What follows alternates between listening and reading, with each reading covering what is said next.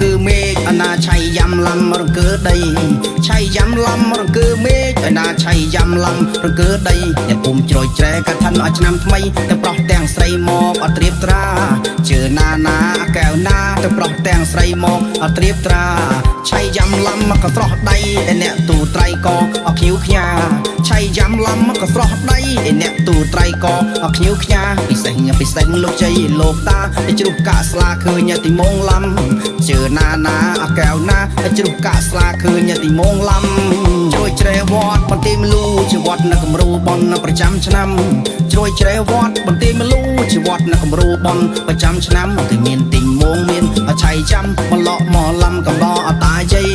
ជឿណាកែវណាមកឡក់មកឡាំកំដរអតាជ័យអំបោះចេញអវស្តាបន្តិចត្រៀបត្រាភ្លឺអត់ដូចថ្ងៃ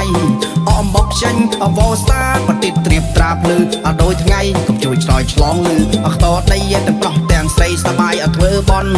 ជឿណាកែវណាទាំងប្រុសទាំងស្រីសបាយអត់ធ្វើបន់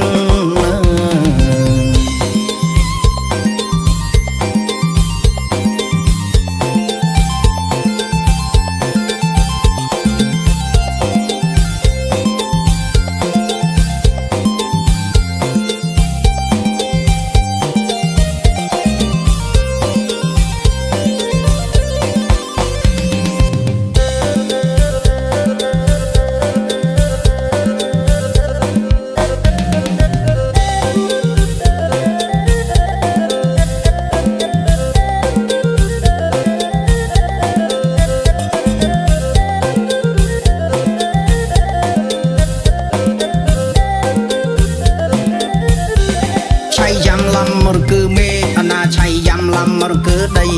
ឆៃយ៉ាំឡាំរង្គើមេឃអណាឆៃយ៉ាំឡាំរង្គើដីអ្នកភូមិជ្រោយជ្រែកឋិនឲ្យឆ្នាំថ្មីទាំងប្រុសទាំងស្រីមកអត់ត្រៀបត្រា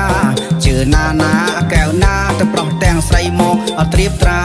ឆៃយ៉ាំឡាំក៏ស្រស់ដៃអ្នកទូត្រៃក៏អខ្ញូវខ្ញា